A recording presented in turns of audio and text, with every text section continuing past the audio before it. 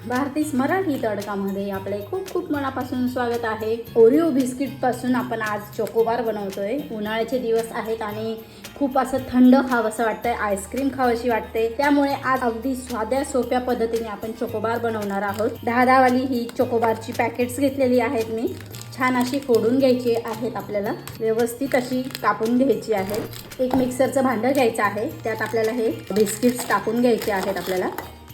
आणि हे पॅकेट्स आपल्याला टाकायचे नाही आहेत, त्यामुळे आपण कुठलाही प्रकारचं मोल्ड वापरणार नाही आहे। त्यामुळे आपण या पॅकेटमध्येच आपण चोकोबार बनवणार आहोत। 3ही पॅकेट्स फोडून घेतलेली आहेत आम्ही। आता आपण हे पॅकेट्सच्याच मापामध्ये आपण हे दूध टाकून घेणार आहोत। आपण यात 3 पॅकेट घेतलेली आहे, तर मी 2 पॅकेट भरून मी दूध घालणार आहे।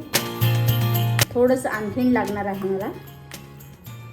हे बघा, या पद्धतीने मी हे घेतलेलं आहे। आता आपण हे छान असं मिक्सरला फिरवून घेऊया आणि छान अशी प्युरी बनवून घेऊया। बघू शकता तुम्ही, छान मस्त अशी मी ही प्युरी बनवून घेतलेली आहे। बरोबर आपल्याला दूध पण एकदम परफेक्ट झालेलं आहे, तेवढंच दूध बरोबर होतं। आता आपण हे या मोल्डमध्ये टाकून घेऊया। आता आपल्याला कुठल्याही प्रकारचा मोल्ड किंवा साचा वापरायचा नाहीये, की आपण फक्त हे पॅकेट्समध्येच आपण चोकोबार बनवणार आहोत। आता मी हे ग्लास घेतलेले आहे, या ग्लासमध्ये आपण हे पॅकेट्स छान असे टाकून घेऊया।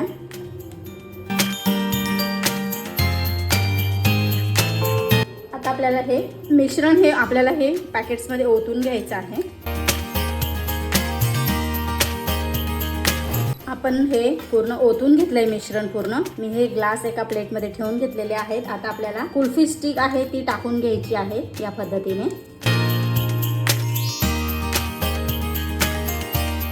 आता हे मी 2 ते 3 तास मी हे फ्रीजरमध्ये फ्रीज करून घेते। छान असं हे सेट करून घेते, म्हणजे आपले चोकोबार तयार होतील। आणि मग त्यानंतर मी पुढची प्रोसेस दाखवणार आहे। डार्क चॉकलेट मी घेतलेला आहे, जवळजवळ 150 ग्रॅम डार्क चॉकलेट आहे। आता आपल्याला हे कट करून घ्यायचंय। मी जवळजवळ रात्रभरापासून डीप फ्रीजरमध्ये हे आपण ओरिओ बिस्किट्स पासून जे चोकोबार बनवलेले आहे ते ठेवलेले आहे। हे आता आपण बॉयलरमध्ये डबल बॉईल करून आपण छान असं हे चॉकलेट मेल्ट करून घ्यायचं आहे। चॉकलेट आपलं छान असं मेल्ट होतंय। थोडंसं तेल घालणार आहे मी।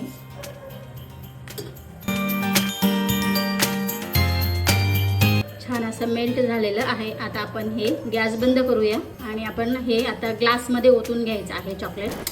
आता आपण मेल्ट झालेलं चॉकलेट आपण या ग्लासमध्ये काढून घेऊया। चोकोबार आपले छान असे मस्त रेडी झालेले आहेत, तुम्ही बघू शकता। आता आपण हा कट करून घेऊया। चोकोबार आपण छान असा काढून घेतलाय। आता आपण चॉकलेटमध्ये डिप करून घेऊया।